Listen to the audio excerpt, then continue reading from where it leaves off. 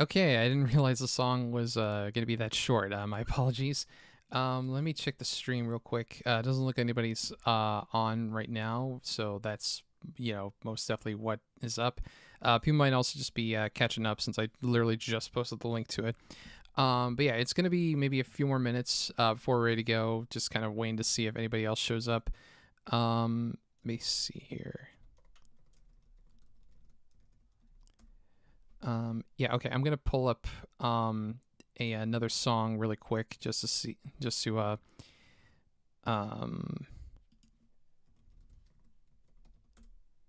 here. Okay, I got it. All right, I'll be back in a minute.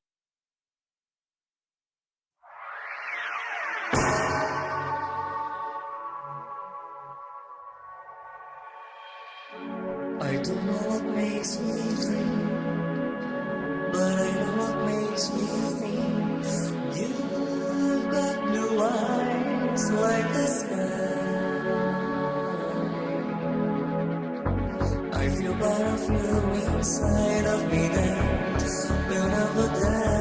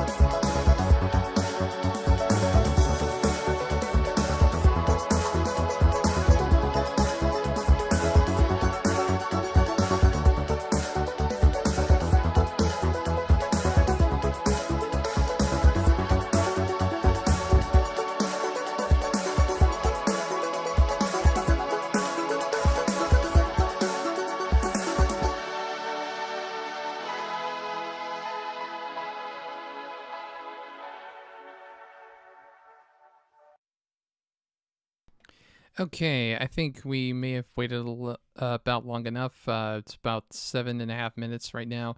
So I think I'll. Oh wait, I just realized I also got the wrong logo up. Let me fix that.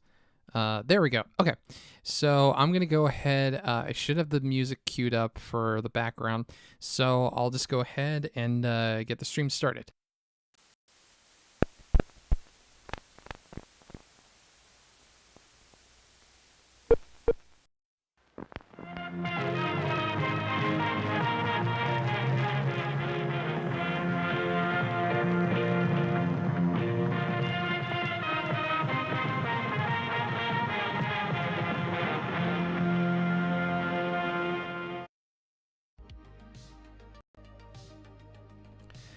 Alrighty then. So we are back. Welcome everybody to another Friday Nights of Film Nerd number 66, and I am joined once again by. Dr. Storm, unfortunately. Why do you say unfortunately? Honestly, I think you're probably one of the better guests that I've ever had on the stream. If you say that about me, I'd be like, holy shit, like the other guests. I mean, damn. How could they be that much worse? You know? At least you actually have much more of an audience than I do. I mean, you've got like 4K subs, and I'm still stuck at 477. Yeah. Well, so does Boogie2988, and he faked cancer. So, you know. Well, I mean, I don't know how much sub count means. I mean, at least you haven't faked any sort of life-threatening illnesses like Boogie has. So, I mean, you've at least got that up on him. And that you know. Well, yeah, and that you know of. Yeah, that's true. Fair enough.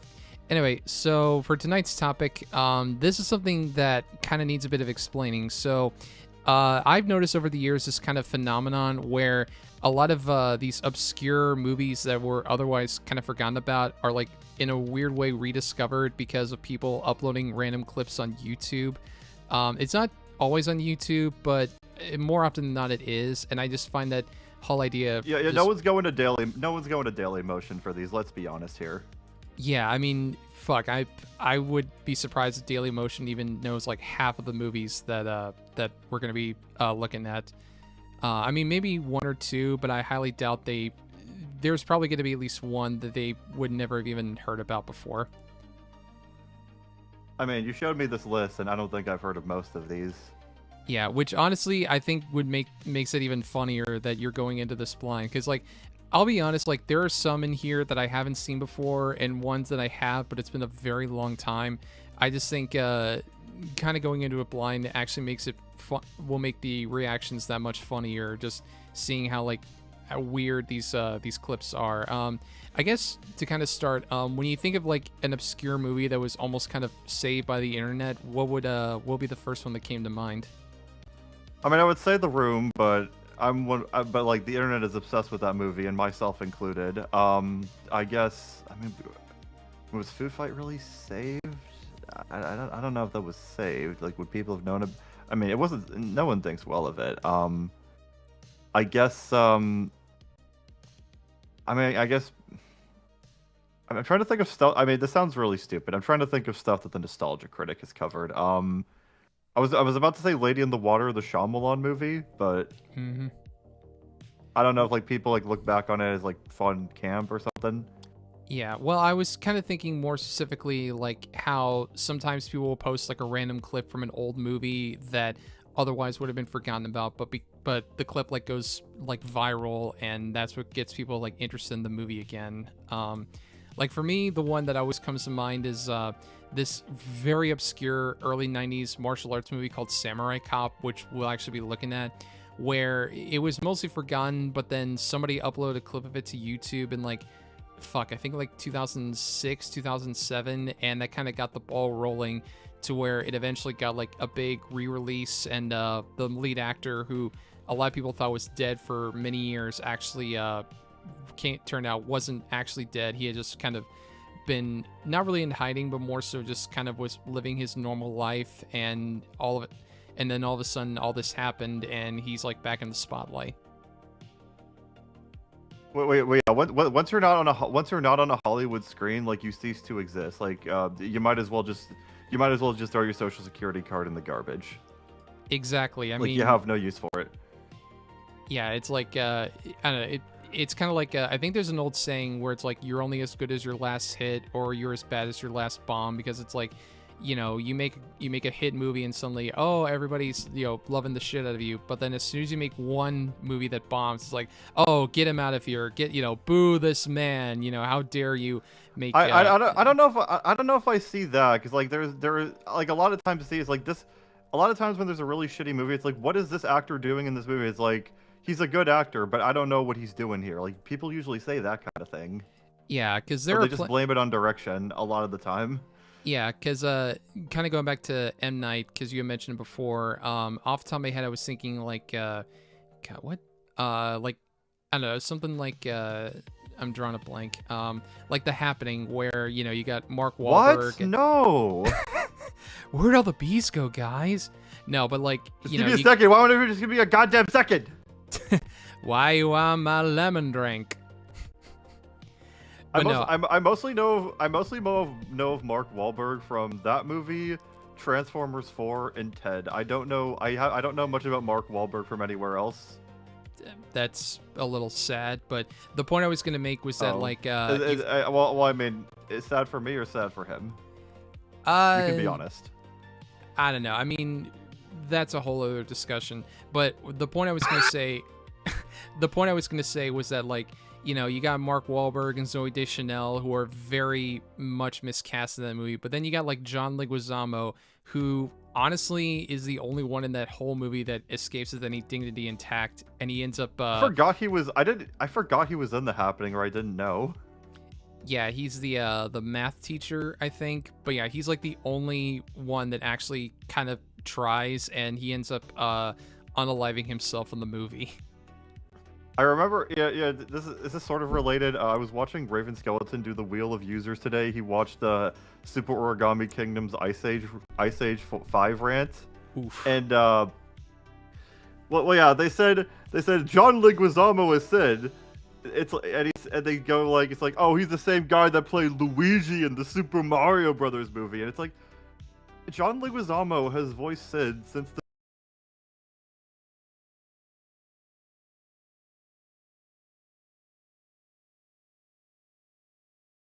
I don't know, or maybe they're just like still upset because the Super Mario Brothers movie like shit all over our favorite Italian plumber, our platforming god. Like, how dare Leguizamo do this movie like well early on in his career? I mean, I think Movie Bob liked the Mario movie, right? I feel like he's the arbiter of anything like geek related. It's like, does it satisfy Movie Bob? Honestly, has he been satiated? Yeah, I'm not 100% sure. I mean, part of me wants to think that maybe he hated it like a lot of other Nintendo fanboys did, but I mean, you never know. I think more Nintendo fanboys liked it than hated it. I feel like, I don't know, because I mean, that movie is so like far removed from the source material that I kind of feel like more Nintendo fanboys would have hated that movie than loved it. Like, I feel like the Illumination movie is probably more what Nintendo fanboys wanted the Mario movie to be. I was talking. I'm sorry. I switched gears to the fucking Super Mario Brothers movie that Illumination made, not the original. I'm terribly sorry. That was my fault. We were talking about completely different movies. Yeah. No, I think Movie Bob would probably hate the original Super Mario Brothers movie. Yeah, yeah, he probably did hate that movie. But anyway, so I kind of went through the trouble of picking out a bunch of clips that kind of illustrate my earlier point about like internet movies. Basically, because I was trying to remember in my head, like, okay, what are movie clips that like people have seen the clip more than they have seen the movie? So I've got a bunch of them, and I even picked some out just earlier tonight because I was like, oh yeah, I forgot that was one. So let me go ahead. I'm gonna. Yeah, what's an episode of Family Guy where more people have seen this one cutaway over the rest of the episode? Yeah, I guess kind of like that. So let me go ahead. I'm gonna share my screen with you. Let me see. Okay. All right. Just let me know when you can see my screen. Yeah, I can see it. Okay, cool. So the first one I have here is it's a classic. It's a scene from the not really, but kind of almost sort of possibly, but not really. Oh wait, not that's. Hang on a sec. I gotta switch back. Well, I know that one that you have right now. Yeah. I gotta switch capture screen. Let me see. That one. There we go. Okay, so the first one I got here is whoop, didn't mean to move your still. The first one I got here is a dare I say probably. You might wanna hide your email. Yeah, maybe blur that in post. Yeah, I'll work on that later. But yeah, the first one I got here is dare I say a classic when it comes to internet, what I consider to be internet movies. Troll 2, where Well, first of all, I should kind of mention that this is a not really, but almost kind of sequel to a movie from the 80s called Troll, where it's about like a troll that turns people in an apartment building into like into like plant matter that creates other trolls. And also, it's technically the first Harry Potter movie because the family in the movie is named Potter. The dad is Harry Senior, and the kid is Harry Junior. And there's like wizardry and magic, and yeah, So there's a character that's just named Harry Potter. yeah, but it also deals with like magic and sorcery and all that shit. So And no one talks about this outside of uh the "Oh my God" clip. instead they all talk about Troll 2, the movie that I think when it was made, it was originally called Goblins because, Oh. spoiler, they're actually goblins. Yeah. But Yeah, I that's one thing I do know about the movie is that they call them goblins and they never once refer to them as trolls. yeah, well, that was actually also kind of a common thing with like because this movie is Italian. A lot of Italian movies back then would try to like trying to make themselves seem like a sequel to something when they're really not. Like there's a movie called Shocking Dark that in some countries was released as Terminator 2. There's a movie called Cruel Jaws that was retitled as Jaws 5. So Troll 2 is just probably the most infamous one of them. But anyway, so yeah, this is the one to kind of start that will kind of start things off.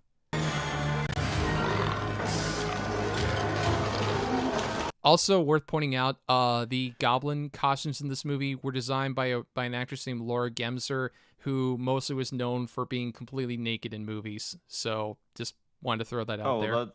Oh yeah, you mentioned this movie was Italian. Like this reminds me. There's like two animated movies about the sinking of the Titanic that Yeah. have a talking octopus with a dog face, moonbeam magic with dolphins.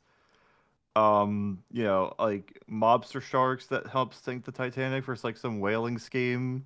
Oh, and don't Then forget they go about to Atlantis in don't the forget about sequel. Then the dog's got a gun. and don't forget the rapping dog. Well, no, the rapping dog's in the other one.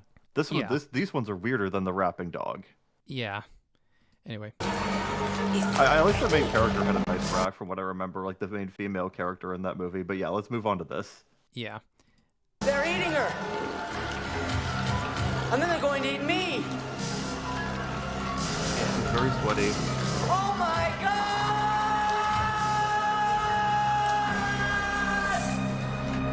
So yeah, that's probably the first one most people would think of. Which I gotta say, You probably, if you somehow didn't know this movie exists, you do now. Like it's this clip. You've probably seen it before. yeah. Which one thing I always love about this scene, real quick, is the fly that's like on the dude's forehead that's just kind of sitting there. I didn't even notice the fly.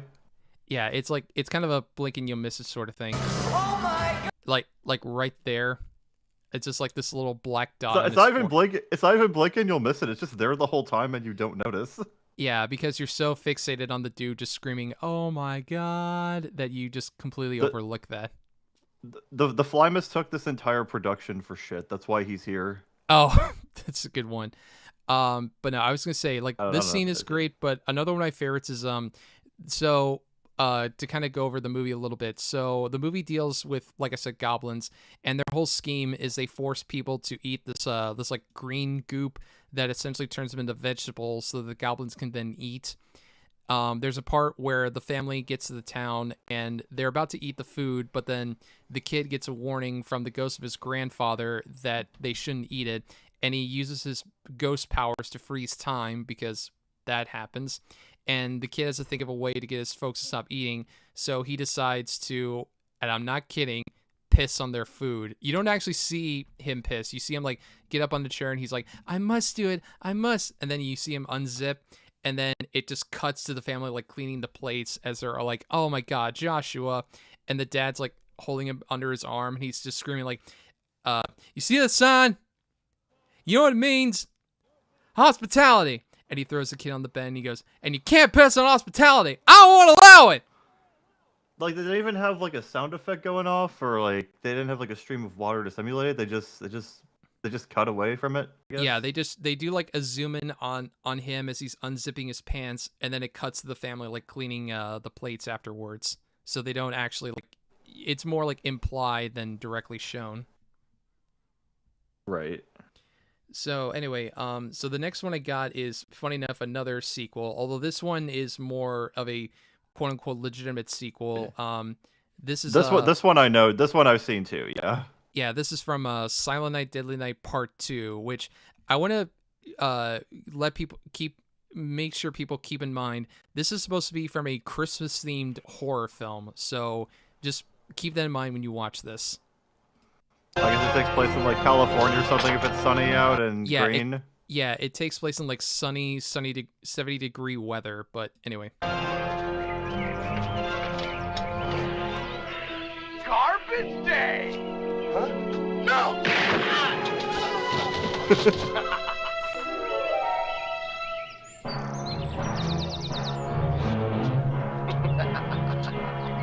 Yeah, what's really funny about that scene is that's not even like the beginning or the end of it. There's like a whole shootout that takes place in this neighborhood where he's just going around shooting people just randomly.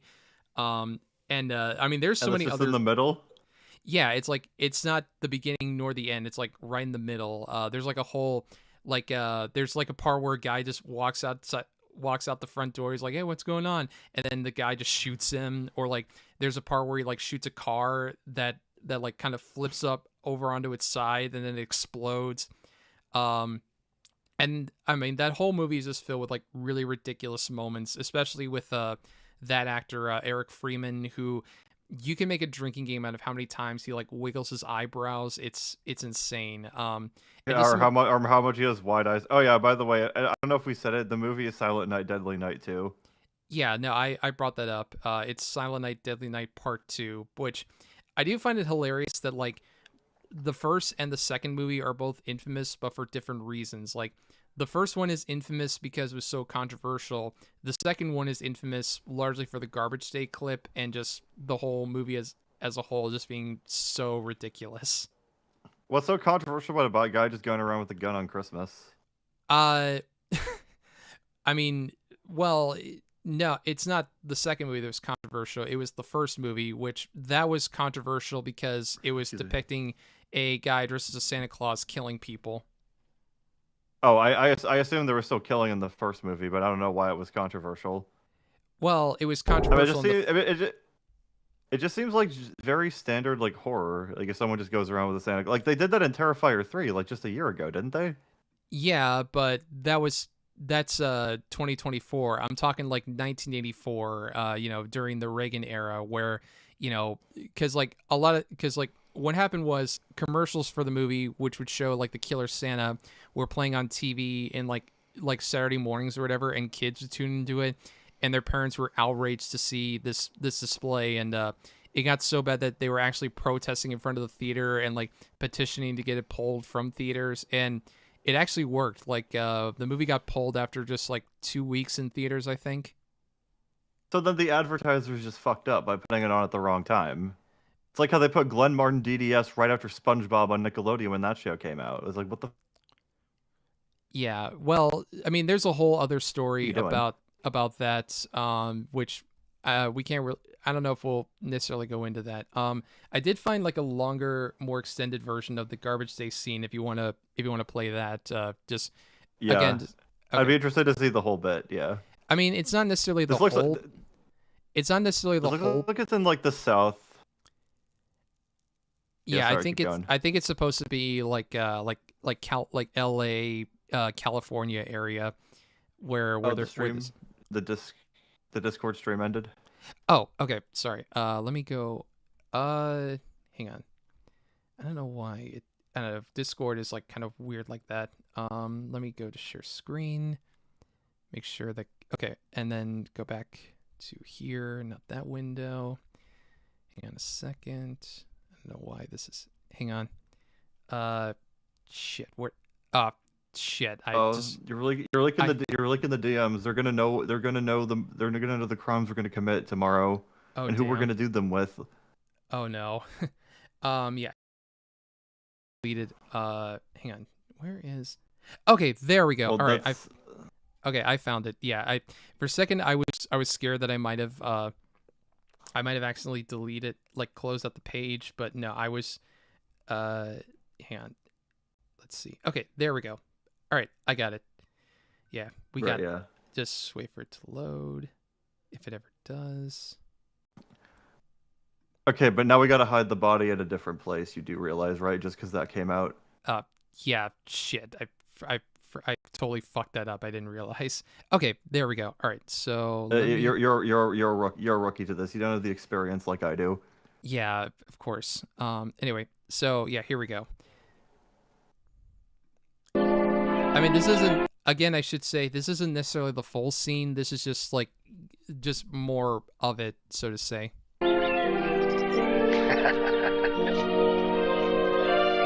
So why is this guy going around killing people exactly?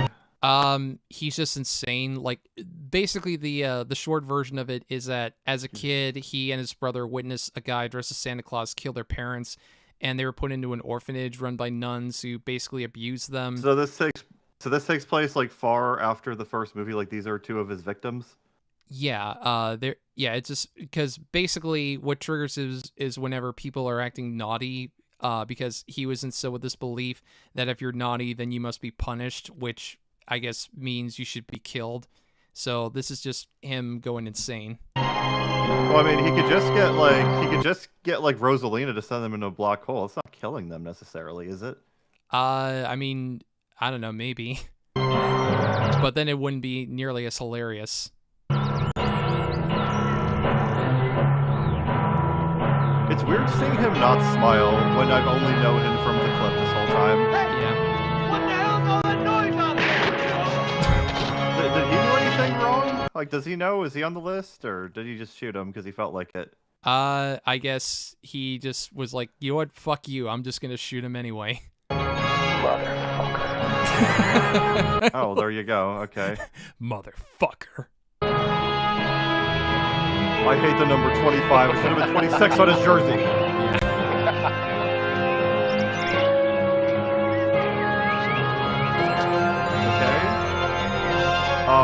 Cut. Okay, there we go.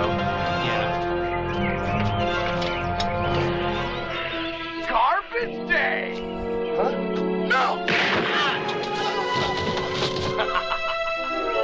So is that just a rando he shot, or is that like a significant character? That's just a rando he shot. Because I'm trying to backtrack here. So I believe what kind of started this was that him and his girlfriend were like walking through the neighborhood, and they ran into like her ex, and he like got triggered by seeing him, and he decided to kill the ex in front of her by electrocuting him with a car battery, and then she was like admonishing him for it, saying like, what are you doing? And that kind of made him snap, and so he killed her, and then he started going on this rampage. So he's saying garbage day because like he's taking out the garbage today, right? And that's the joke. That's supposed to be the joke. I guess, or I don't know, maybe he just thought it was a funny line.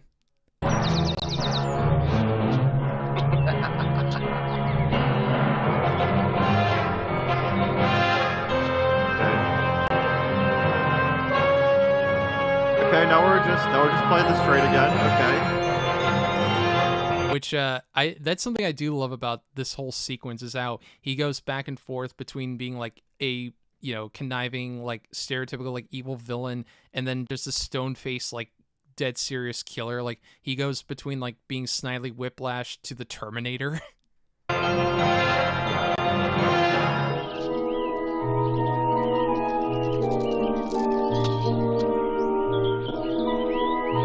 Dude, how did you not see him? That's okay. How did you not see him? Where were you looking? I don't know. Did you not see the gun? I don't know. Kids are stupid. Oh, that's the scene with the car.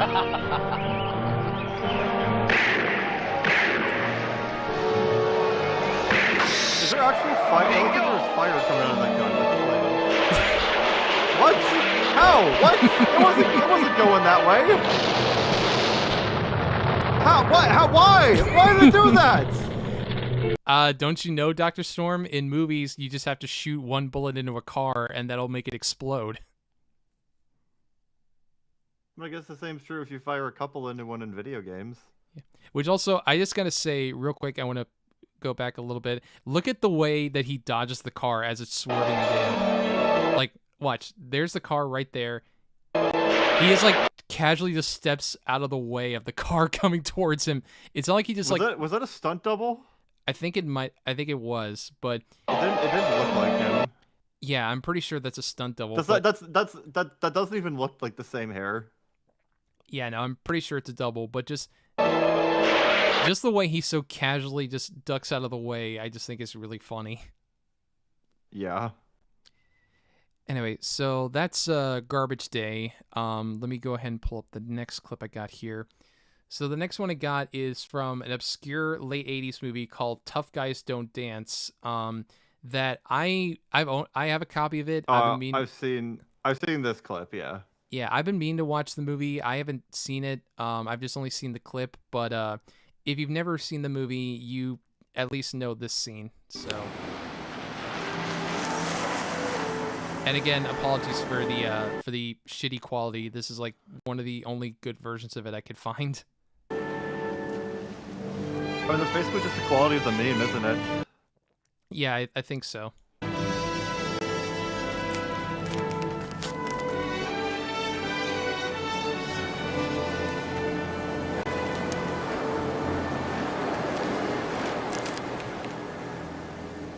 My husband, he's having an affair with your wife. I don't think we should talk about it. Unless you're prepared to kill them. Oh, man. Oh, God. Oh, man. Oh, God. Oh, man. Oh, God. Oh, man. Oh, God. Oh, man. Oh, God. I was gonna say, Dr. Storm, Okay. that's you when you have to edit your next SOK video. I mean, I'm doing that right now. Yeah, but it's like every time a new one comes up that you have to look through and edit, you're just like, oh man, oh god, oh man, oh god, Well, oh man. I'd really only get like that if I ever if or whenever I get to the Omni Kings rant. Oh yeah. Well, actually, to At kind of least go, at least I could cut out a big chunk because like 20 minutes of it is just them stealing other people's TikTok and then putting names over it like they're beating up the Omni Kings. Yeah. That'll shave off some time. But sorry, Yeah. keep going. no worries. But anyway, to kind of go. I'm wondering. Actually, no. I'm wondering why did he go out to the beach just to read this? I guess maybe he just wanted to be alone to read it. Like he didn't want anybody else to like see him read it. I don't know. I mean, that's just my guess. Or maybe Reminds the me of director date movie. Like, or maybe the director just thought like, oh, this wouldn't it be so cool if he like read this, super important letter out in on like a beach or something. Like, wouldn't that be cool? yeah, David Dumb Down says reminds me of date movie. I'm assuming that's like I'm assuming that's like a Freeberg and Seltzer movie Yeah, that they made it's that's like parodying. yeah, it's one of the many piece of shit movies that Freeberg and Seltzer made. I don't know if I'd go that far with Tough Guys Don't Dance because it was meant to be like a serious, hard-hitting drama versus like date movie was meant to be a comedy. It just wasn't funny. Sorry, were you gonna say other things about the film? Well, not entirely, but I did actually find to kind of go along with that scene. I did find an interview with the director where he talks about like the whole genesis of the scene because there actually is kind of a funny story behind that. So let me go back to the Zoom, and this is Norman Mailer who directed Tough Guys Don't Dance. In one scene, which I insisted on, everyone else begged me to take the scene out of the movie. And I insisted on it. It's in the film you'll see, which is a terrible moment when Ryan receives a letter that just shatters his universe from an old lover. And he's up high out on a bluff about 8 miles from this town, Provincetown, looking out the ocean, high up in the sand dunes. And the camera starts whirling as if the world is falling apart. Kikassia was snubbed Best Picture. Is that the actor or is that the Once director? again, the Jews show their true colors. Thank you for that, Depression. Yeah, just real quick, Depression for $5. Thank you so much. He said, Kikassia was snubbed Best Picture. Once again, the Jews show their true colors. Yeah, truly. I mean, I don't know what else came out that year, but goddamn it, Kikassia should have won Best Picture. If only Drew Wario was a part of Channel Awesome back when I don't think Drew Wario was in Kikassia, was he? I think, or was he? he might have been. I don't know. It's been a very long time since I've seen Kick-Ass, so I I remember. can't remember. I know he was in Suburban Night. Okay, no, he was in Kick-Ass. Yeah. Okay, well, I guess they didn't have enough Jews then. Yeah. But yeah, when Mailer's saying Ryan, he's referring to the actor Ryan O'Neal. Okay. So. And he starts going, "Oh man, oh God, oh man, oh God, oh man, oh God!" He screams. Oh man. The way he said that last God. Oh man. Yeah. Oh God. Oh man. Oh God. Oh man. I like to And think he's actually I spinning wanted to around hide- like that. Yeah, exactly. Like when it switches to his POV as he's just like spinning around on the beach. He's spinning around so steadily. It's such a steady pace. Mm-hmm. and wouldn't tone it down. They begged me, the sound engineers, the sound men, everybody begged me later to take it down, the editors. I insisted on it. And I think Ryan, unjustifiably from my point of view, I wasn't trying to hurt him. I really thought the picture needed it, and it was an extraordinary moment in the picture. But it's a disaster. It's the one disaster in the film, I'd say. So I think he was furious about that and will never forgive me for that. And so that's why I didn't get that mad when he called me a jerk, because there was a certain truth to it. I'd been a jerk about that moment in the film. Yeah, because I think So what he's saying is that he pushed for it, but then he regrets it. yeah, because I think what happened was actually I've heard another story where Ryan O'Neal has said that like when they were filming that part of the scene that he was told that they weren't actually recording, that they weren't filming, that that it was just like them doing rehearsal or whatever, but he didn't realize that they actually were filming. So that's why he was so upset that the scene ended up in the movie, was because he didn't think they were It's actually like, why did you use that take? Yeah, exactly. Let me Yeah. actually. So the director pushed for it, but then he regretted it. But like, I don't know if he should. I don't think he should have regretted it, because like this is the only thing people remember about the damn movie. Yeah, exactly. Like myself included, because like I own a copy of the movie. I've been meaning to watch it, but again, it's just like if I ever do decide to watch it, I'm only gonna be expecting the oh God, oh man scene to come up. Like just sitting through it, I'll just be like, okay, when's it happening? And then I'll see him driving to the beach. Yeah. Like, okay, it's coming, it's coming, it's coming. Yeah, so I've heard of this movie before. I've never actually seen it. All I know is that it's like an E.T. ripoff where the alien constantly looks like it wants to give you a blowjob, and then I guess the alien likes a certain food that's like a product placement. I can't remember what it is though. Yeah. So the movie that you're referring to is called Mac and Me. It's a late 80s. It's like you said, it's an E.T. ripoff, basically. You know, young boy becomes friends with an alien. It's infamous for that, and also for being a giant ad for Coca-Cola and McDonald's. Like Yeah, his favorite food was Coca-Cola, yeah. Yeah, and there's even a song and dance number at a McDonald's, and I think in the credits they list Ronald McDonald as himself. But They don't even credit the guy who played him. Dude, that's so fucking lame. Fuck you for that. yeah, but Mac and Me just sounds like a disgusting title. I don't know. There's something I hate about it. Mac and Me. It's like, ugh. no, I get it. It kind of sounds like Mac and Me, like you're making out with somebody or something. I guess now it sounds more gross actually. Yeah. Glad I could help. But yeah, anybody, even if you've never seen Mac and Me, chances are you know the scene because of Paul Rudd, which I'll get into that in a minute. But for context, the main kid in the movie is handicapped. He's in a wheelchair, and the actor in real life also was handicapped. So points to them for representation, I guess. Yeah, representation of not having your legs work. Yeah. I mean, has the kid been in any other movies or no? I think a lot of the actors in Mac and Me didn't really go on to do anything else, at least that I know of. Oh. So. I hope that guy's doing all right though. I'm sure he's fine.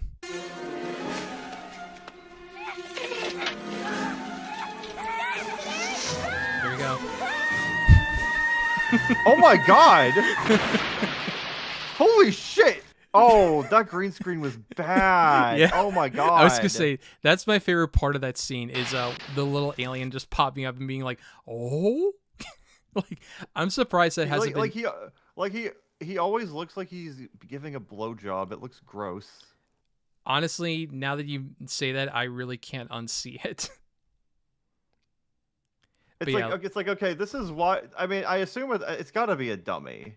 I assume it's a dummy. Yeah, it's a all well for this scene it's a puppet, but I think for a lot of it is like a guy in a suit. Well, no, I'm talking about the guy falling into the river. No, yeah, it's a dummy, but I'll just play it again just because it's. I don't. I feel so terrible laughing at the image of a kid in a wheelchair falling off a cliff, but it is just so ridiculous, like the way it's done. They unintentionally made the funniest part of the movie. Fuck the McDonald's part, whatever it is. This is the shit. Mm-hmm. Well, I kind of mentioned. Honestly, the screaming does feel real. Maybe it was appropriate to get a kid in a wheelchair for as authentic casting as possible. Yeah.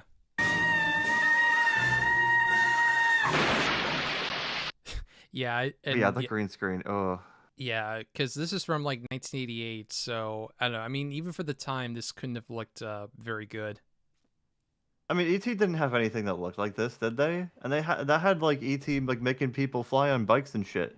Yeah, well, that movie had I guarantee you, Mac and Me didn't even have a fraction of the budget that E.T. did. Yeah, that's fair.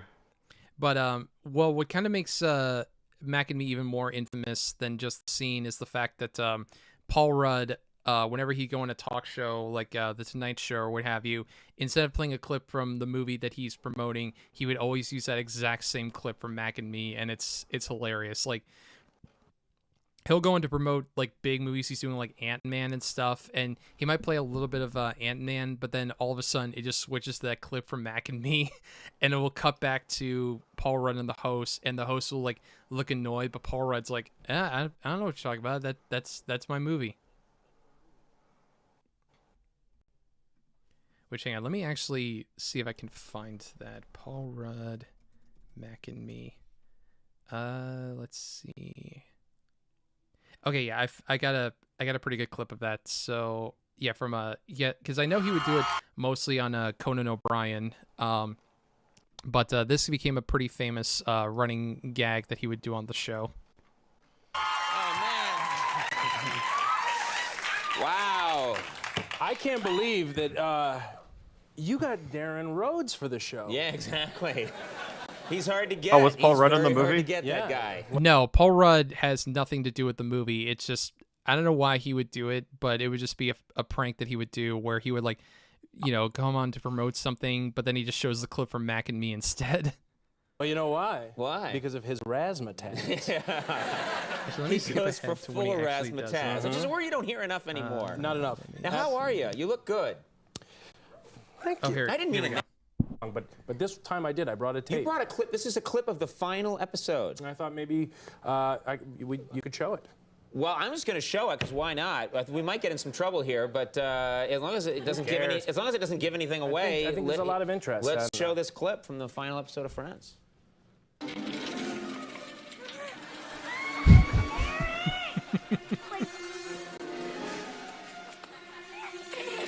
Paul Rudd on Friends. Yeah, I think he was like a guest star in like an episode or two, which, I mean, granted, I don't know much about Friends. I've never seen it. Fair enough. That's why I asked. It's okay. Yeah, they're into this. Yeah. I just love how Paul Rudd plays it off like it's nothing, but you can tell Conan is like kind of annoyed. He's like, I was expecting you to play a clip from Friends, not a clip from Mac and Me. Dude, what the fuck is this? This is not what we discussed back there. I didn't see that coming, I have to say. No, I know. Didn't see it going that way. There's a lot of surprises. I wrote for in The last Simpsons, and that was episode. too edgy for me. It was pretty emotional. I mean, as you could see, Matthew Perry was in a wheelchair for the last show. But I feel like that's a little that didn't age very well, considering Matthew Perry passed away fairly recently. Well, how recently? Like this year? Like last year, I think. But even still, I don't know. Well, It does when did this clip come out though? probably, I think, like either late '90s or early 2000s. Well, I mean, that would have been decades ago. Like, how, like, was he supposed to know that Matthew Perry would die in 30 years? Well, no, it's just more so like watching it in retrospect. It's that's what I mean by when I say like oh making the joke about Matthew Perry being in a wheelchair. Just I don't know, it just feels a little, but I I don't mean, know. he's saying he's in a wheelchair. He's not saying he's dead. I mean, I don't know much about Matthew Perry or how he died. Yeah, that's fair. But he's great. They're all they're all friends in real life. They are. But yeah, Now, I don't know. know that you would it even pitched. be worth it to You watch went to that the movie network just to and see how bad it is? I'm guessing no. I'm guessing no. It's been a few years since I've seen Mac and Me. I remember it. I remember it mostly being kind of slow, aside from like the wheelchair scene and like the scene in the McDonald's. But I want to say I remember there being enough like funny, like unintentionally funny stuff in it that would probably warrant like at least a one-time viewing, just like out of curiosity.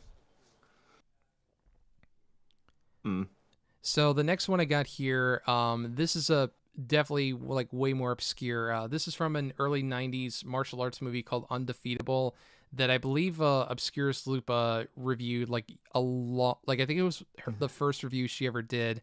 It's a very lesser known martial arts movie that's mostly well known for the fight scene at the very end, where basically it's like two muscular dudes who like rip their shirts off, give like really exaggerated faces, and just make a bunch of noises, like a bunch of like grunting sounds.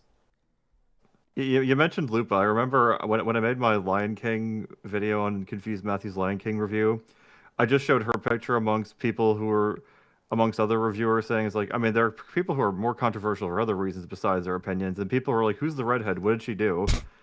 And like she basically just kind of lied about a lot of the stuff in the Change the Channel document. I assume like she was actually like an hour or so late for her meeting that she said that she got fired for. Yeah, when she was like 15 minutes late. Yeah, I know there was a lot of drama about that, but that's not really the place for that here. We're just here to watch like really funny out of context movie clips. So right. I'm sorry. It was just a tangent. I'm sorry if I. No, you're totally fine. I was just mentioning Lupa just to kind of give some background on this, but so yeah, this is it just yeah. Okay. Anyway. You don't have the stream up again. God damn it. Okay, give me a second. I'm gonna exit out of this. Yeah, I don't know. Discord Discord just sucks a lot of the time. Let's see. Yeah, it sucks. It sucks like almost all the time, honestly. Yeah. Just gonna. Okay. Yeah, if you could go back to the beginning, unless there's nothing in the first 18 seconds. Yeah, no worries. Let me just make sure that I've got it all working. Okay. Yeah. So there's really not much that happens at the beginning. It's just like just some random bullshit, so we don't have to worry about that. Anyway.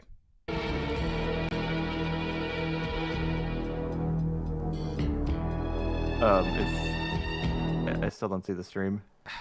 Man, okay, hang on. I'm gonna try to take care of this.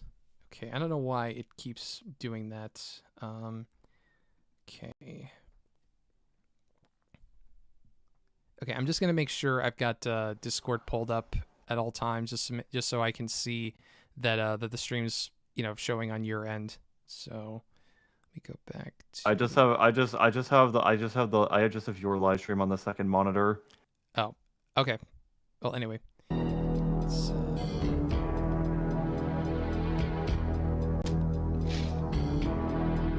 I should probably just skip ahead a little bit to get to the actual fight. So. And it ended again.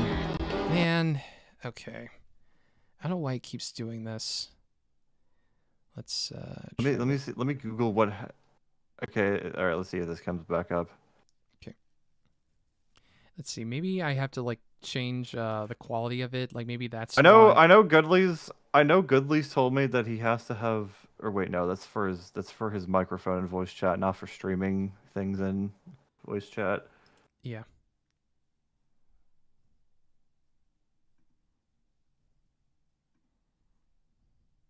Oh, anyway, I'll just go ahead and start it.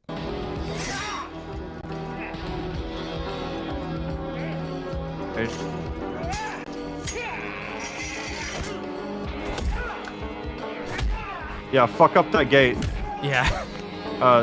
Wow, you didn't even try to move that knife. What the fuck? Yeah, it's mostly just a lot of them like kind of jittering around. The choreography, okay. Okay, the choreography kind of got cool there. Yeah.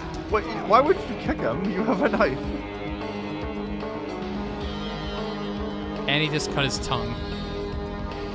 Well, no, he did it on the flat side. Yeah, I know.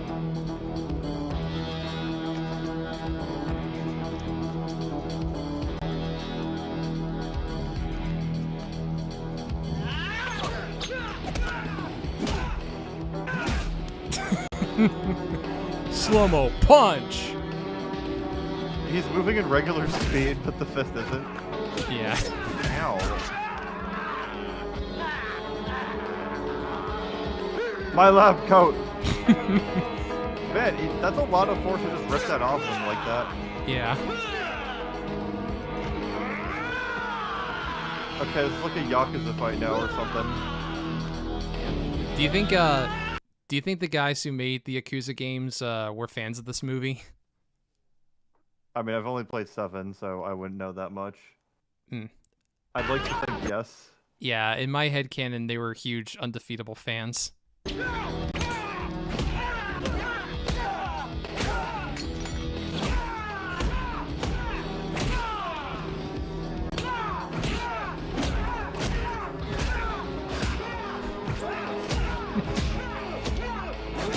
Nice, we dropped the knife, alright.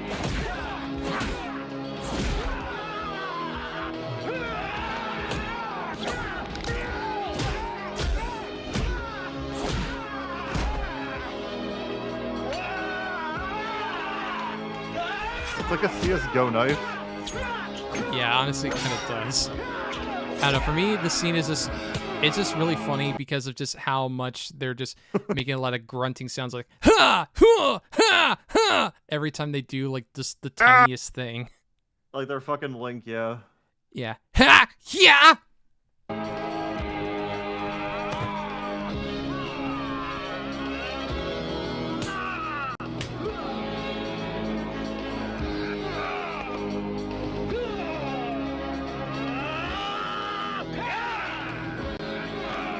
Like, do I want to fuck any of these guys?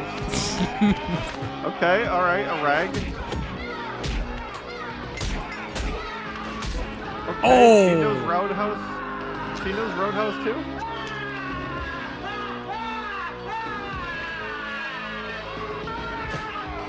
They're not even like saying I'll fucking kill you or anything. They're just, it's just guttural sounds the whole time. Yeah. Well, that's kind of what kind of makes bitch, it. I just realized this bitch has a cast.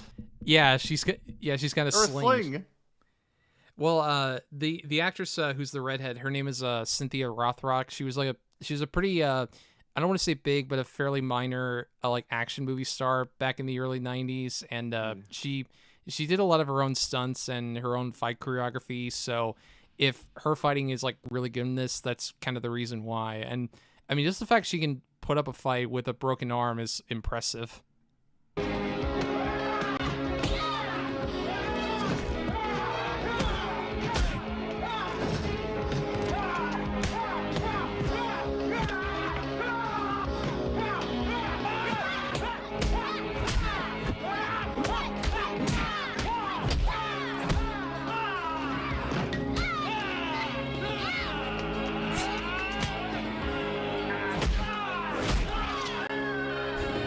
I don't think I've ever seen this go around. Oh god. Yeah. Oh Jesus Christ. I was gonna say into the brain at that point. Yeah, I was gonna say if you think this is funny, you're gonna love the one-liner. Oh, they talk in the scene? Yeah. Keep an eye out for you, Stingray. Yeah. See ya. Oh. See ya. And then he swings away. Not willingly, but he does.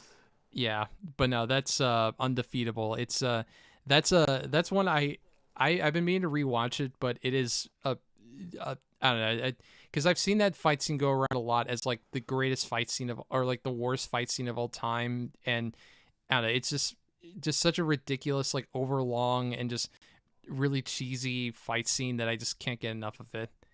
Let me check the chat real quick. I just want to see what everybody's saying. Let's see. Ghost Goes 300 is saying, "What's your guys' favorite martial arts movies?" For me, it's Drunken Master, Danny the Dog, and The Raid 2. The Raid 2 is definitely a really good one. Probably, God, that's tough. I mean, Enter the Dragon is actually no. I think my favorite martial arts movie is probably The Last Dragon from the mid '80s, where you got Bruce Leroy going up against the Shogun of Harlem, and he's got to get that glow, which is like his super powered status, and it's also like kind of a sort of a musical, maybe, but I don't know. The Last Dragon's probably my favorite martial arts movie if I had to pick one.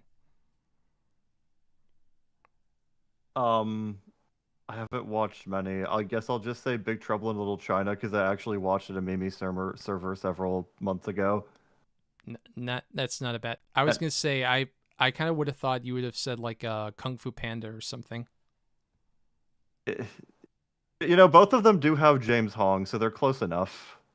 Yeah, that's true. Although in Big Trouble in Little China, he's the villain, and in Kung Fu Panda, he's like one of the good He's one of the guys. greatest dads of all time. Oh yeah, exactly. Funny little bit of film nerd lore. My now brother-in-law, his favorite movie of all time is Big Trouble in Little China.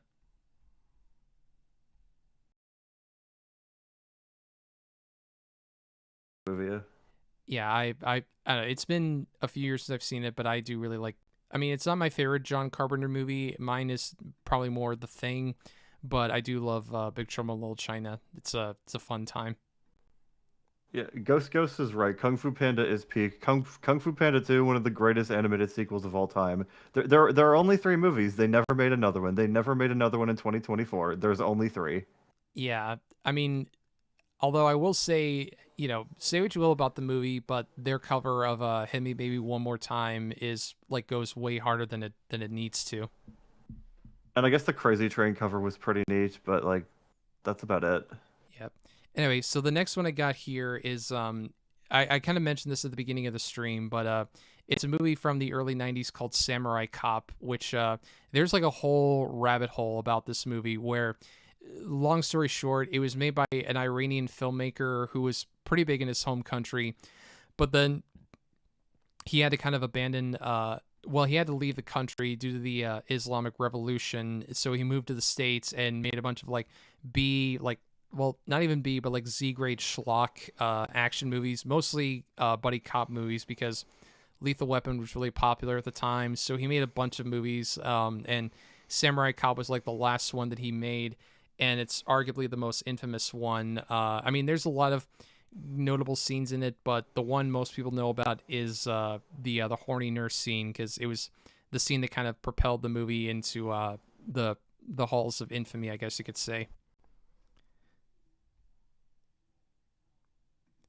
But yeah, the only context you really need is the main 2 cops go to a hospital to interrogate a guy that they had just gone to a fight with, and he was horribly burned. So, do you like what you see?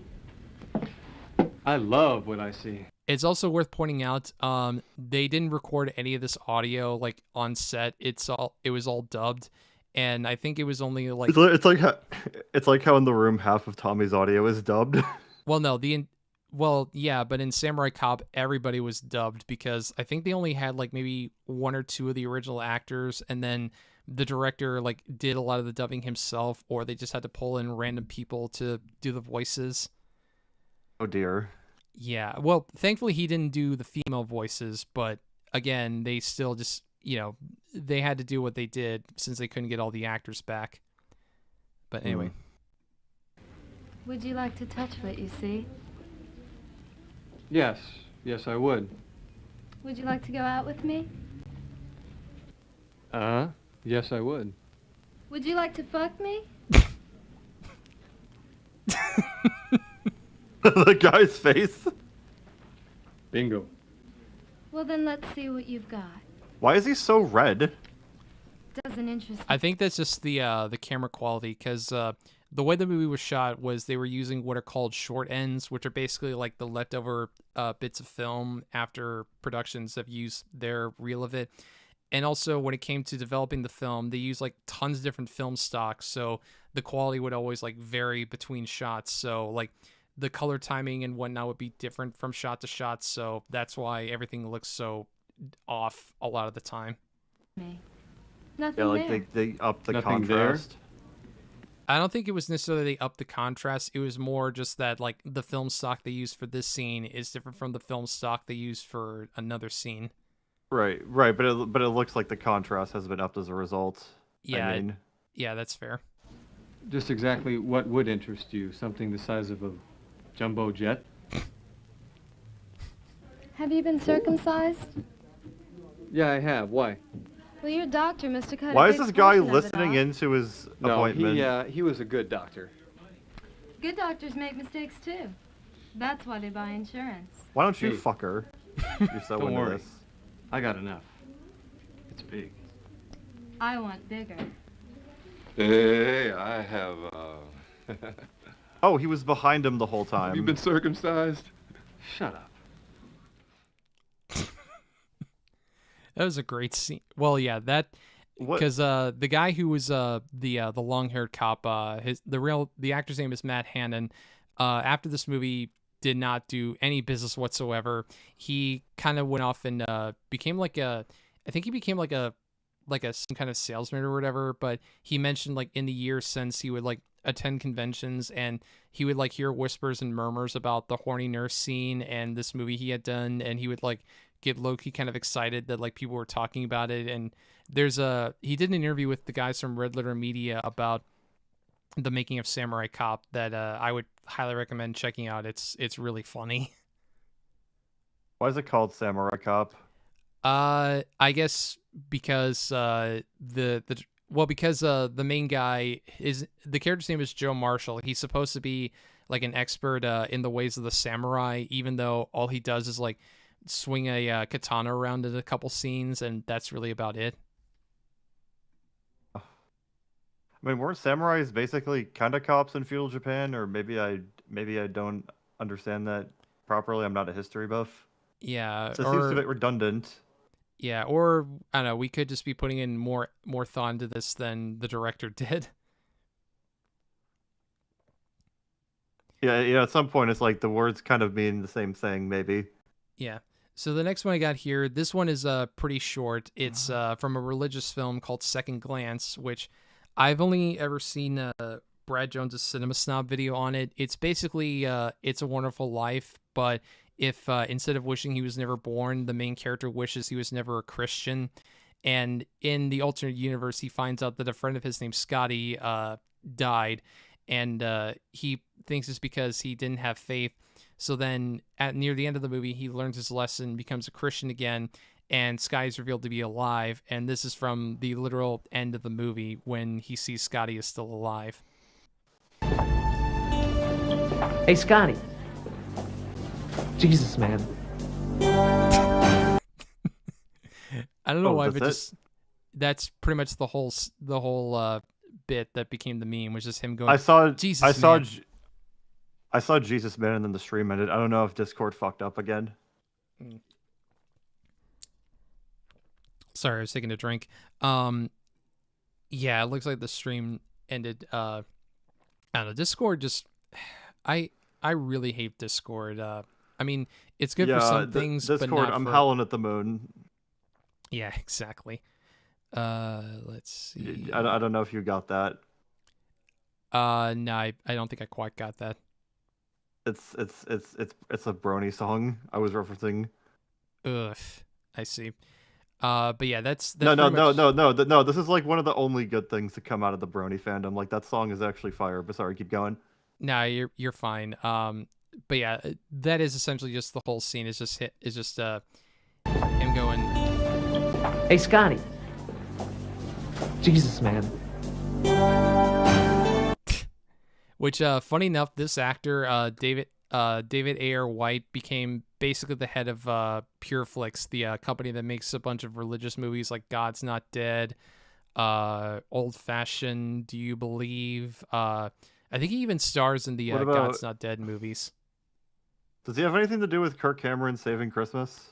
I don't think so. I mean, I honestly, that would have made that movie a lot more funny if he were in it. But that movie fucking sucked. It's like it's like an action thing. There's like all this Christmas stuff, and the entire thing is just slow mo shots of some boring dude narrating everything. There's like one point where people were like rapping into coffee mugs. It was so fucking stupid. yeah, well, I agree. It's a terrible movie, but it's like at least for me, it's a fun, terrible movie. But no, I know the scene you're talking about with the coffee cups where it's obviously like 80 yard, but they have them. Yes. So they have them put the coffee mugs in front of their mouths, so you can't tell that they're not actually talking. But anyway, so this next one, I've seen this go on. I've seen this all over the place. I've seen this GIF. Yeah, this scene has been turned into a pretty popular GIF, which for the longest time I've seen people say that it's Zach Galifianakis, but no, it's actually the late Robert Redford giving an approving nod in a movie called... I didn't think it was him at all. It doesn't really look like him to me. I guess maybe just because of like the long hair and the beard, like they just assume that guy with beard, it must be him. Yeah. All fat people look alike. Mm-hmm. This is like the end of the movie, I assume? No, I think it's like midway through, but from what I understand, the context of it is that he was trying to make like a fish trap, but it wasn't working, and then this time it finally did, so he's like nodding that, yes, it finally worked. I finally caught a fish. He's learning the ways of this Native American tribe, yeah? Yeah. But yeah, that's pretty much it. Let me just make sure that the stream is going on. Okay, yeah, it's going fine on Discord. So I only have a few more left. Let's see. I'm thinking, do you want to do the Wicker Man bees, or do you want to do the most amazing death scene? I mean, can't we do both of them? Well, I mean, like, which one would you want to do first? Let's just do let's just get the bees one out of the way. Everyone knows this one. Yeah. So I guess to provide some context, so in 2006 there was a remake of The Wicker Man, which for those of you who haven't seen the original Wicker Man from the 70s, it is old, it's very dated, but it's worth a watch. It's a very dark, atmospheric, moody kind of a folk horror film about a cult of people who basically sacrifice children to their god to like provide a better harvest of apples. And a cop comes. Is it Willy Wonka's dad in it? Yeah, Christopher Lee is like the head of the cult, and he's great in the movie. Like, and he actually loved the movie so much he took the role on for free. Like, he didn't accept any payment for it. Holy shit! Yeah, he believed in it that much. He didn't ask for any money. But no, the original Wicker Man is a classic. The remake, on the other hand, right? Not so like a cop comes to investigate a town that's like a cult. Then that's just it, like the remake. Yeah, there's like a lot of similarities between the remake and the original, but like whereas in the original it does come off as a little cheesy but still kind of creepy in a way. In the remake, largely for how over the top Nicolas Cage is, it's like more funny than it is like creepy. But this is probably the most infamous scene from the movie, which, funny enough, this is only in the director's cut, because I've only seen the theatrical version. This doesn't show up in that version of the movie, so that kind of leads me to believe... it's a deleted, despite it's like the most famous scene in the movie and it's not in the actual movie. Yeah, which to me just says that like somebody had to like rent this movie or, God willing, buy it back in like 2006 or 2007, see the scene and be like, oh my God, I need to upload this to the internet. Oh yeah, I guess another change is that the cult is all women. Yeah, well, it's weird because like in the original, it's like very sex positive. They're all talking about like how awesome like sex is between men and women. But in this one, it's what a lot of people Stream nowadays died. would. Yeah, I saw that.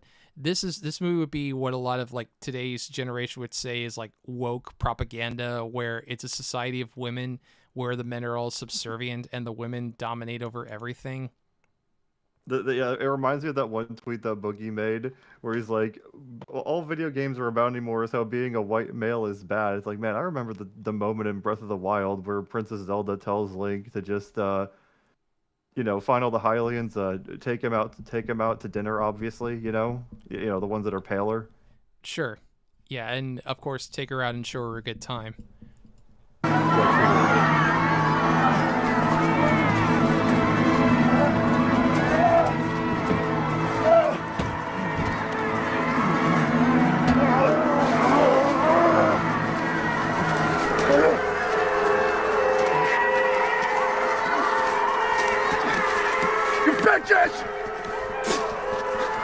You bitches! Yeah, don't worry. I saw the Discord thing. Hang on.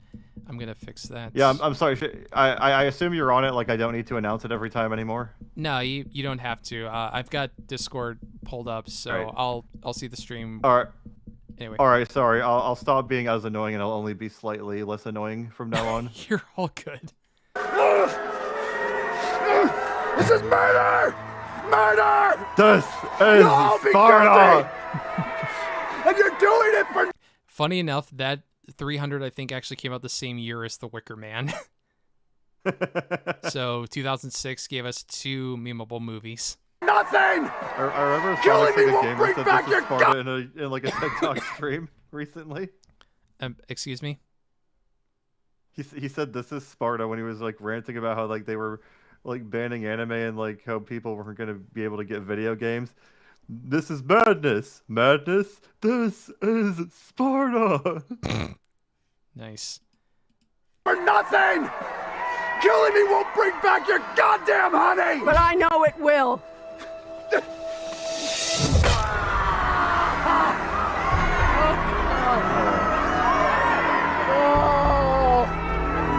How can it?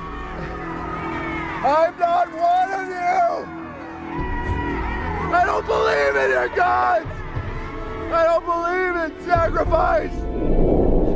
I only believe in the giant flying spaghetti monster.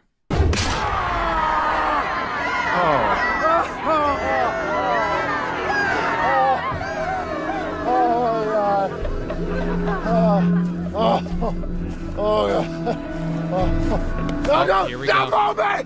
Ah! What? Ah! What is it? What is it?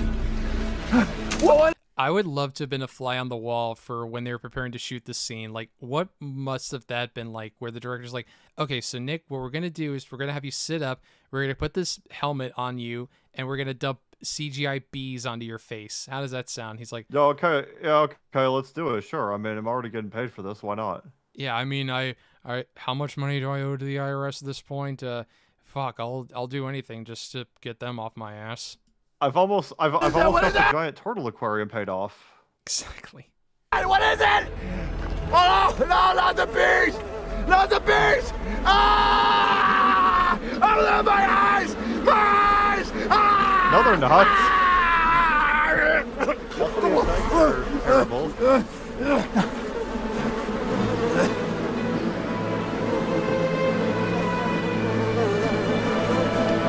And he's dead. Oh, those do not look good. Yeah, I mean, I don't know. Even by 2006, I know it's deleted. Well, I like to think that like that because this is a delete. This again is only in the director's cut. I like to think the studio must have seen this and been like, "Oh God, we cannot let the scene stay in the movie. We have to cut it," because like even they knew like if people saw this in the theater, they're gonna be clowning on it even harder than they already are. I assume that they were just gonna put him in the giant Wicker Man anyway, right? So like, what's the point of doing this?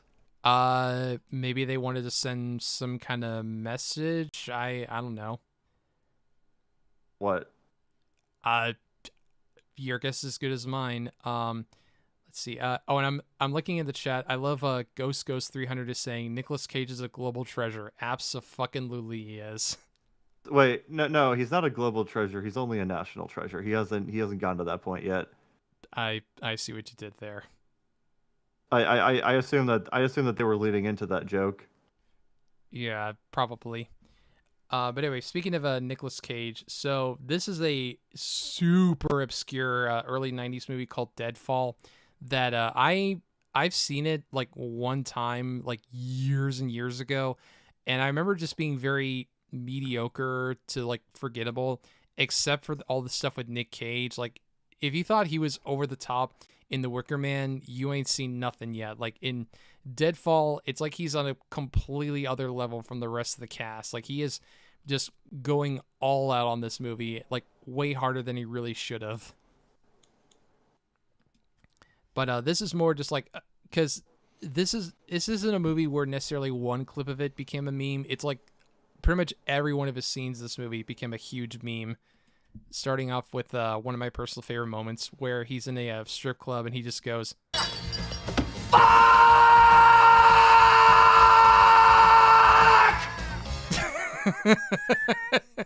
Okay, we're starting out strong. That guy looks like Dan Schneider in the background. Yeah, which, by the way, I gotta be careful with how far I go. I love the fact that as he's screaming fuck, there's a guy sitting behind him with a shirt that also says fuck.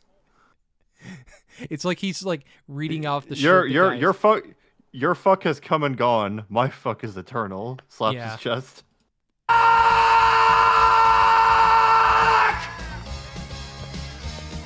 Okay. Watch it now. Now you're the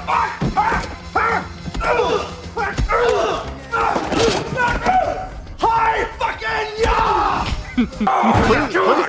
Please tell me this is just his introduction in the movie. Please tell me this is like the first scene we meet him and he's just like this. Now, I'm pretty sure this is like later into the movie because I think at this point he finds out that the main character is like having sex with his girlfriend. Like his girlfriend's cheating on him and like trying to like get pull one over on him in like the mob business or whatever. Because I think his introduction is still, it's not nearly as over the top as this, but it's still like just as like crazy. Real quick, I'm checking the chat right now. Kevin Mitchell asks, what do you think of Willy's Wonderland, his most moments? Honestly, Willy's Wonderland is probably the Five Nights at Freddy's movie that I wanted to get. Like, honestly, after seeing that, I don't think I need to see Five Nights at Freddy's. Like, that movie is all I really need to see. And then Five Nights at Freddy's movie was kind of lame. Yeah, that's what I've heard, is that it's very mid, if not awful. And then Ghost is saying, fave Nick Cage movie, no joke, mine might be Lord of War. That's a good one. That's a tough one. I'd say my favorite is probably Bad Lieutenant, Port of Call, New Orleans. Mandy was another great one. I don't know if I really have like a number one favorite, at least that I can think of. Yeah, I don't know if I've actually seen a lot of. I don't know if I've seen a lot of actual Nick Cage movies. I've seen plenty of clips of him though. I mean, he's definitely jokes aside, he is a great actor. I mean, he did win an Oscar. Yes. But I don't know. Like, to me, Nick Cage is like one of those actors who can make a good movie great and a bad movie watchable. Because like going back to the Wicker Man remake, like without him, I doubt anybody would ever be talking about that movie ever again. But then you also have him in stuff like National Treasure and Kick-Ass. Like, those are already good movies, but he just makes them even better. But anyway, I should get back to playing clips from a not so good but still fun Nick Cage movie. All right! Okay, baby girl! Who sent ya? Who sent ya? Yeah, I thought I'd mention it this time. I thought I'd mention it this time since we went on a tangent. It seems like that was the right call. Sure. Okay. Let me go back just a tiny bit because you might have missed some of it. So. All right! Okay, baby girl! Who sent ya? Who sent ya? You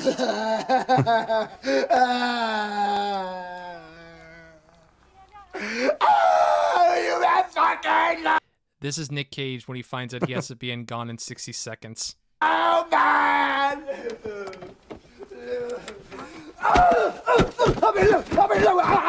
One for me and one for the hooker.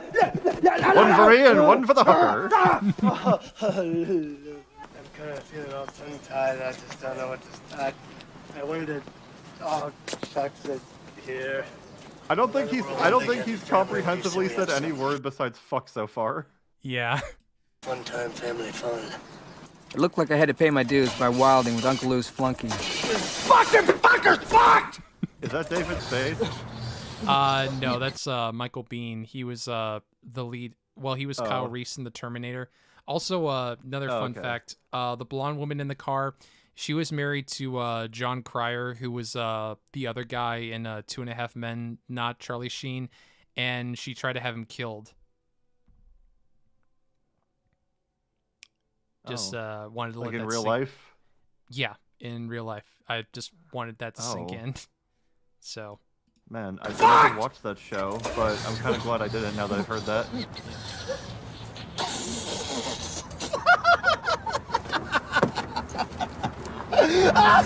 Fuck is like the only word he's coherently said.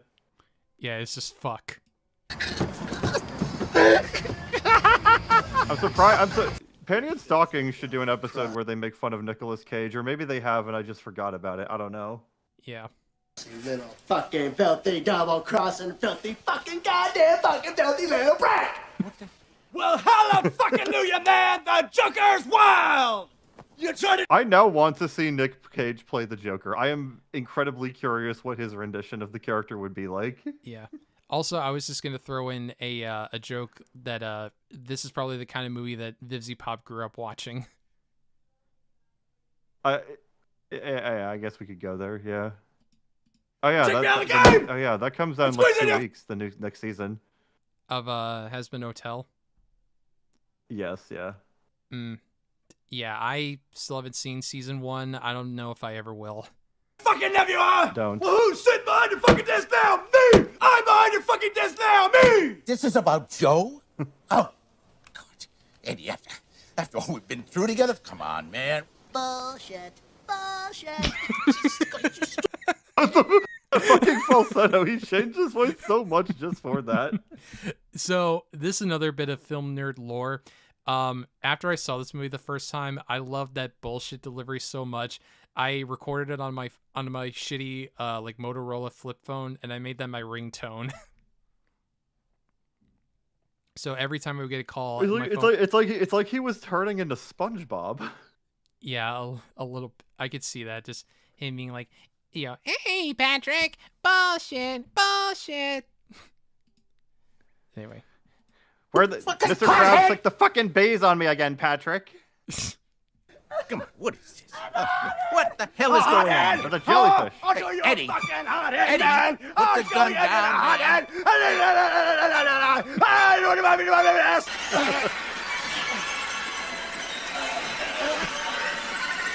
Oh no, not the grease trap. Yeah. Oh, you're kind of sexy with that bald head of yours. Yeah, I was gonna say, oh my god, he's bald. What am I, a fucking retard, man? Am I a fucking retard? Oh! I know what this is. Nick, you can't say that word. It's people will consider that to be offensive. This is all from the same movie. How have I never seen any of these clips? Yeah. I will warn you ahead of time. The movie's about 90 minutes long. Cage dies an hour in, and the last 30 minutes really are just a slog. You trying to stop me up? Okay, so once Nicolas Cage dies, I can just shut it off. Good to know. Pretty much, yeah. Well, vive la fucking France, man! Oh, yeah, don't worry, I caught it. Let me pull that up. There we go. Why don't you go out with Eddie tonight, huh? All right. Yeah, do a little bar hopping. He'll show you around. What do you think?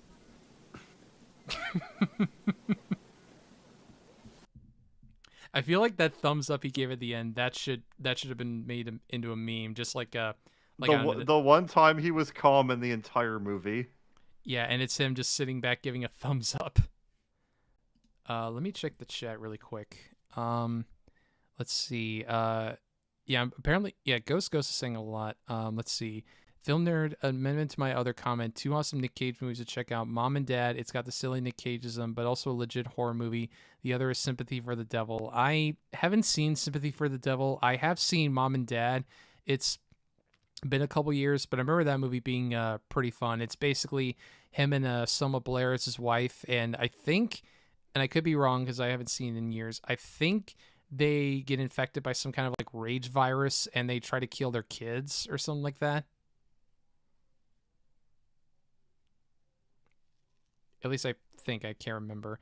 Anyway, so the next one I got here, this is another, again, apologies for the shitty quality, but this is another pretty infamous, like obscure movie clip that made the movie more popular. It's from a Turkish film called, I think it's called Karate Girl or something like that. But this went pretty viral when it was uploaded as like the most amazing death scene you may ever see. Oh, and Kevin Mitchell in chat just said, what about the iconic movie Face Off with John Travolta? I mean, how can anybody forget about that movie? How could you forget that one? Yeah, where it opens with Nick Cage versus a priest, like bopping his head and then like groping a choir girl's ass before giving an O face to the camera. And then, with lines like, we'll take his face off. Or like, it's like looking in a mirror, only not. But anyway, so I'll just switch to the other screen and make sure that Dr. Strobe cannot see it because Discord sucks monkey balls. So there we go. Wait for it to come up. All right, and this is the scene from Karate Girl. Oh, this just kills you in Spanish. Or is this not? No, it's in Turkish. I recognize that guy with the stash, though. Yeah.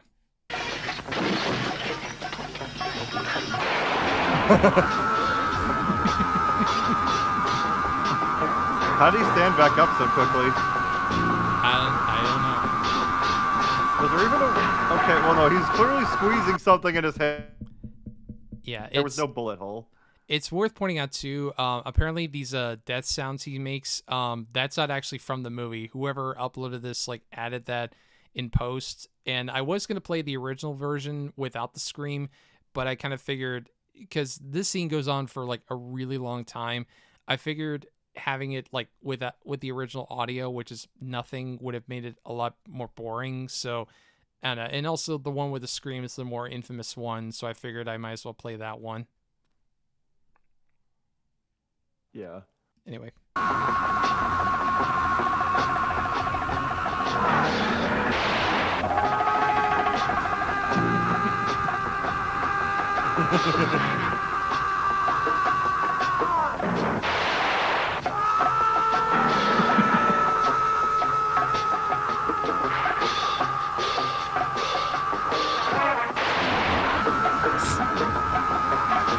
I love this. I love how every time she shoots, it's just in regular speed. Yeah, and this next shot is pretty great too.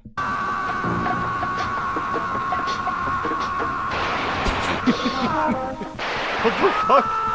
Yeah, it looks like he just shot himself in the foot. In real time, it's gonna be going like ah. Yeah.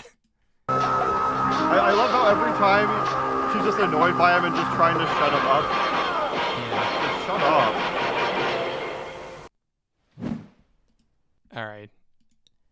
But yeah, that was pretty share-worthy. Yeah. Yeah, exactly. Let me check back. Oh, there's a recreation of the scene right there. Oh, I mean, do you want to watch it? I mean, we can if you want to. No. Well, no. I was just pointing out that it existed. Yeah, which I guess also kind of goes to show how popular the scene became. That people were making parodies of it. So anyways, I guess was that the main villain she was killing, or just a rando? I think there might have been a random henchman. But I couldn't 100% tell you because I actually haven't seen the movie. I've only seen that clip. But so the last one I got here is probably Troll 2 is definitely I'm up there. I'm obsessed with this one. Yeah, so I don't feel like I need to give much of an introduction to this last movie, but I'll say it anyway. This is from 2003's The Room, which is basically a giant vanity project for some weirdo guy named Tommy Wiseau who wanted to make a big break in Hollywood and failed spectacularly, but then it like kind of came back around and became awesome again when people discovered it as like this unintentional comedy. And he kind of had $6 million just lying around, which I believe that's still contended to this day, like how exactly he got that money. Like some say that I think he said that he sold jackets. Yeah, that he got it through selling jackets, but there's like all kinds of conspiracies about how he actually got the money, but he's like very secretive about it. But anyway, so there's tons of memorable moments from the movie, but the one we're going to watch is the You're Tearing Me Apart, which, funny enough, in the book The Disaster Artist and the movie that was made out of it, they reveal that apparently Tommy Wiseau was a huge fan of the actor James Dean, and he was trying to channel James Dean with the You're Tearing Me Apart scene, which makes it both funnier but also a bit more sad, because it's like he's genuinely trying and it just comes off as more laughable than it does like serious. Although I remember in The Disaster Artist, they mentioned I almost called him Mark. Greg mentioned that they drove out to James Dean's grave on the side of the road to pay respects to him. Yeah, which honestly does kind of make it feel a bit more sad. That, again, like I said, the fact that like it kind of just shows that Tommy Wiseau like really was trying with this movie. It's just he was just technically incompetent and just didn't know what he was doing. Why, Lisa? Why, Lisa? Please talk to me, please. You're part of my life. You are everything. I could not go on without you, Lisa. You're scaring me. You're lying. I never hit you.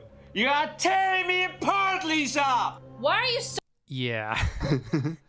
Which, again, keep in mind... The line itself kind of comes out of nowhere. Yeah, just, you are tearing me apart, Lisa. Which, I remember me and Dr. Storm were talking about this before stream, that, like, as funny as that scene is, our favorite scene is actually, you know what, fuck it, I'll pull it up, is the scene when he goes to the rooftop after hearing about what he apparently did to his wife, Lisa. I love showing people this whenever I get the chance, and they haven't. Like, everyone needs to see this. I did not hit. Sorry, were you gonna say something? Were you gonna say something earlier when you said keep in mind? I guess it was just gonna be about the rooftop scene. Yeah, I was just no, sorry, I've had a bit too much to drink, so I'm kind of losing my train of thought. I mean, I'm going pretty fast. I've been cutting you off a bit, and I'm sorry about that. Nah, you're all good. Hang on, real quick, let me check the chat. Yeah, Ghost is right. This is pure cinema. But no, I was just saying that, like, this is the scene, because we were talking earlier in chat about this, or before stream rather, that even though You're Tearing Me Apart, Lisa, is like the more infamous scene, this one is like kind of collectively more like our favorite moment from the movie, or at least the one that we kind of think of more. Like, me personally, it's between this or like the scene when Mark confronts Johnny, or like tries to like talk him down, and Mark and Johnny just goes, "Don't touch me, motherfucker, get out." Get out. But no, this is There's the scene. a lot of vocal stems I have from this movie. But yeah, no, this I is the got scene. 5 fucking minutes. Yeah, this is the scene I was talking about that you or I both agree is like the highlight of the movie.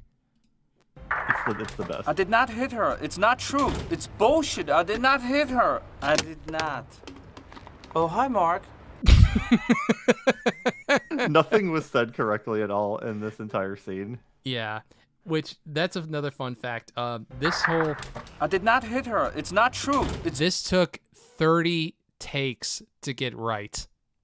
They make fun. No, I think it took more than that. They make fun of. It took them like 2 hours to get right. They made fun. They made fun of that in the Disaster Artist trailer. Yeah. What is line? Yeah, in the movie, they show them trying to shoot the scene, and like every time he like comes out through the door and he's like, or like, I'm not it, or like they just have to keep. They again had to do like 30 some odd takes before they finally got it right, which again, just kind of goes to show the technical incompetence on display with this movie. Bullshit, I did Yeah, not Greg hit her. said he tried I giving him did the not. water bottle, and that kind of just did it. Yeah, which I They do gave him love. an object to like fidget around with. Yeah. And also the fact too that you can tell this is like obviously this was dubbed over because again he just kept flubbing his line. Yeah, because if you watch one of the trailers for the movie, like Tommy doesn't say the lines the same in that as he does in the movie because they just dubbed over it a lot of them again. Real quick, I like this one post from Ghost. He says, conspiracy theory, this movie is from the future. Someone asked an AI to make a movie. It somehow got sent back in time, and world governments came together and paid a guy to be Tommy Wiseau IRL. I mean, I like that. I like that theory. I don't think it's true though. it's not, but I want to hold on to that theory. Just the idea that like that because that's the thing about The Room is that like, you know, there's bad movies that come and go every so often, but like The Room is like fascinating in how bad it is. Like just everything about it doesn't work, and but you can tell there's like an earnestness to it that kind of puts it above like other bad movies to where it's like, you know, it's bad, but you can tell there was like genuine like effort put into it. It just failed Yeah, like spectacularly. they built this whole rooftop setting when they could have just gone to a regular rooftop. Yeah, and the fact that like they were shooting with both like a 35mm and a digital camera, when in the end they just edited the 35mm footage. Like they didn't have to use the digital camera. Yeah, he said he said he might write a book about the differences between the two films. He never did. Yeah, I think War of the Worlds 2025 comes close to being as fascinatingly bad as The Room, though it doesn't quite reach it. Yeah, because that movie was fucking great in watch parties. I've still never seen the 2025 War of the Worlds, and I'm curious, but I'm also kind of worried just because that movie's like what, a 90 minutes, 2 hours? How long was it? It's like 90 minutes, I think. Okay, well, even still, like that's 90 minutes of my life that I'll never get back, and it's like, do I really want to spend that much time watching a bad movie when I can be doing literally anything else? You gotta do it. You gotta do it with the boys. I did it with my boys, and it was great. Yeah, that's probably it. I just need to get some friends and probably some drinks in my system before I sit down and try to watch that movie. I mean, I only drink like a light beer every now and then. I don't think I've ever been intoxicated, and I still watch the movie. And I guess I was trying to make a joke about how, like, you know, oh, this movie is so bad, I had to like, you know, I had to down like a bunch of shots. Wait, I know. I know what you're saying. I'm just saying personally, I just don't drink. I don't drink. You'll know that. Yeah, exactly. You just drink Scotchka, or you drink like really watered down vodka or whatever it was. Right, it is good. Yeah. What a story, Mark. Hey, you could say that again. Yeah.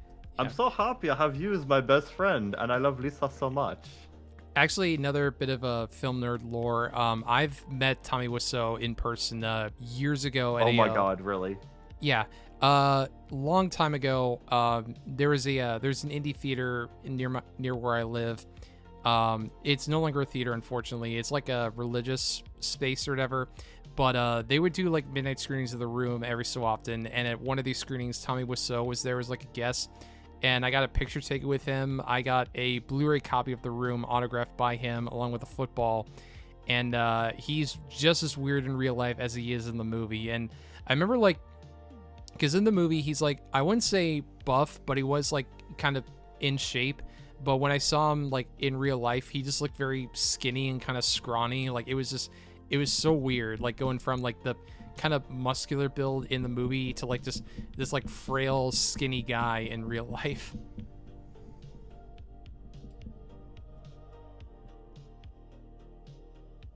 Yeah, I heard Greg said in the book that Tommy's actually a lot stronger than he looks.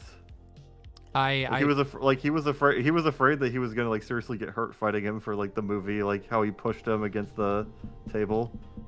Yeah, I can believe that, because I think didn't he do like a lot of take up a lot of martial arts or like boxing or something like that, like some kind of like I can't remember exactly what it is, but I'm pretty sure he did like take some kind of martial arts. So yeah, he could definitely fuck some people up if he wanted to.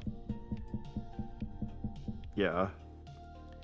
Anyway, so that was it for the clips that we wanted to show. I don't know, I just still find it kind of a fascinating phenomenon that, like, thanks to the power of the internet, these, movies that are like decades old that just kind of came and went can suddenly become popular again, all because somebody posted a random clip of it on the internet and it just exploded. It's always just been a fascinating phenomenon to me, and it just, I guess nothing else, it kind of just shows the power of the internet, that it can take something that otherwise would have been lost to time and give it relevance again. Just, I don't know, just a very fascinating concept to me. Like, I don't know, do you think what do you think is, I mean, I guess this is kind of a loaded question, but why do you think, like, this sort of thing happens where, a movie will come out, people will forget about it, but then suddenly, like, somebody will upload a clip of it and it just becomes like a huge thing? I mean, I guess there's not really like a set explanation for why. It just they just posted something from it at the right place at the right time, really. Yeah, I guess there really I can't tell you why my fucking Animat video has 100K views out of all the videos on my fucking channel. Well, I mean, I can say shit just happens. Well, I mean, I don't know. I mean, maybe I'm maybe I'm kind of blowing a bit too much smoke, but I don't know. I thought your Animat video was pretty good. I mean, I guess on my end, it's like, well, how come my subspecies video got like 6,000 views? Like, just sometimes you never know how something's gonna do. Like, you never know what's gonna land. Something I always hear from like other people that do content creation is like, I don't know why it was this one that got noticed. Why this one that blew up? Yeah, which I don't know, I mean, we could go on a whole tangent about that. But all I'll say is, like, it's just kind of weird when, like, you put like a lot of effort into one thing and it like barely gets the attention, but then you can put like the most minimal amount of effort into another thing and suddenly that's the thing that blows up. And it's like, you're trying to figure out, well, okay, what was it about this thing that I didn't give much of a shit about that did so well versus this other thing that I really cared about and it didn't get any attention whatsoever. Yeah. But anyway, so that's pretty much the stream. I guess all I can say is thank you guys so much for watching. I know this is kind of a late sort of stream and it's a bit jumbled like a lot of my other streams are, but I'm glad you guys came out to enjoy this. And Dr. Storm, as always, it's great having you on. I'm sure people in chat. So I'm glad to have been on. Yeah, and I'm glad you agreed to come on. And I guess real quick, I mean, I'm sure the people in chat probably know where they can find you, but if not, where can people find you? So FilmNerd has put my channel in. I think he put in the title and maybe in the description too. All right, so that link is a warning. Never go there. You will find the most reprehensible content on the internet. I don't know if I go. Go. You might as well go watch something like I don't know, SMG4 maybe, or Rohan Games reacting to SMG4. That was pretty fire. I liked that. That was pretty funny. I mean, I would have suggested like watching Tamato Gaming Does stuff, but he DFE'd and he's gone from the internet for good, hopefully. Apparently he was like doxing people. I saw in like a post on like a few months ago. Apparently he was trying to dox people to get back at them. I don't know. It hasn't. I think it's safe to say he probably hasn't learned much from all of his experiences. Yeah, I guess that apology video he made doesn't hold much water. I mean, it probably holds. It didn't. The bucket was fucking empty when he uploaded that at first. Yeah. I mean, I would assume that probably held as much water as that, totally legit apology video I made about my little Nikki video that totally wasn't me trying to like, crib on Tamato Gaming Does apology video. Not at all whatsoever. Hey guys. The fact he unironically started out with the sides, like, come on. Yeah. Yeah, because I for those of you who haven't seen the apology video,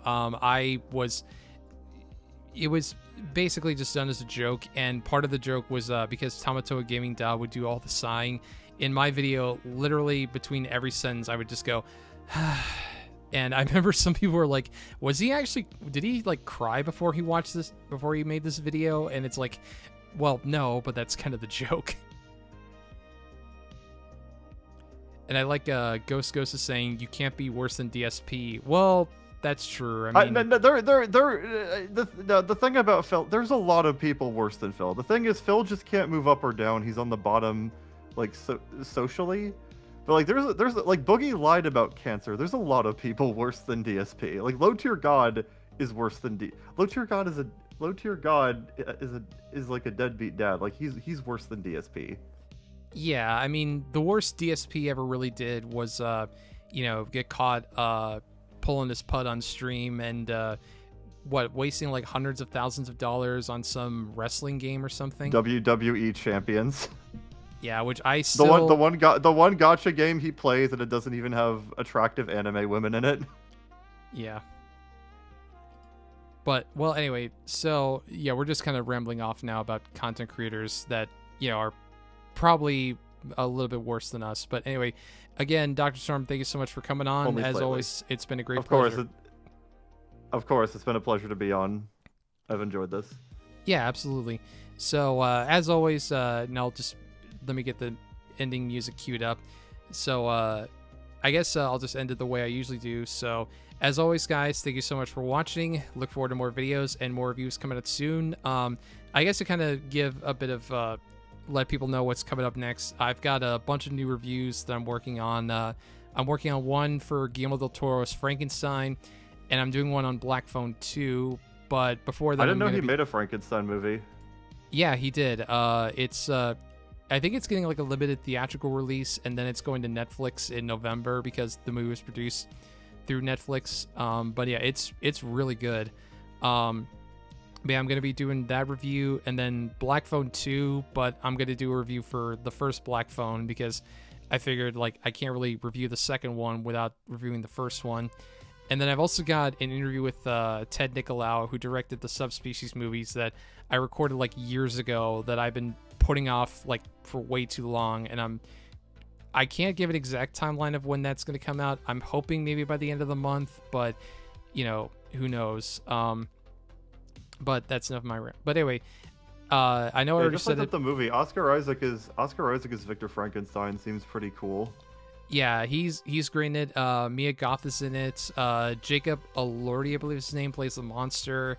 It's also got Galactus from Fantastic Four First Steps is in it. Yeah, I remember he was in it. Charles Dance, who was in Game of Thrones, is in it. No, it's a great movie. I don't know if it's going to play in any theaters near you, but whenever it does come to Netflix, I would highly recommend it, especially if you're a fan of Guillermo del Toro. I mean, I honestly can't think of a single del Toro movie that I've ever disliked.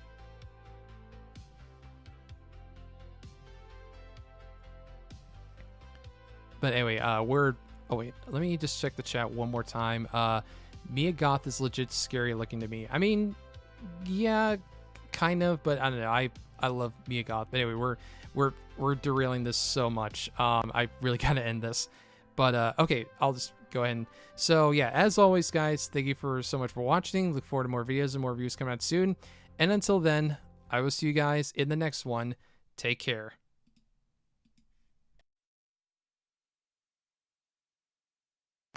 What do you dream of? Lake life? Your own boat? How about your Fucking own boat Spotify. and a place God at the damn lake? it.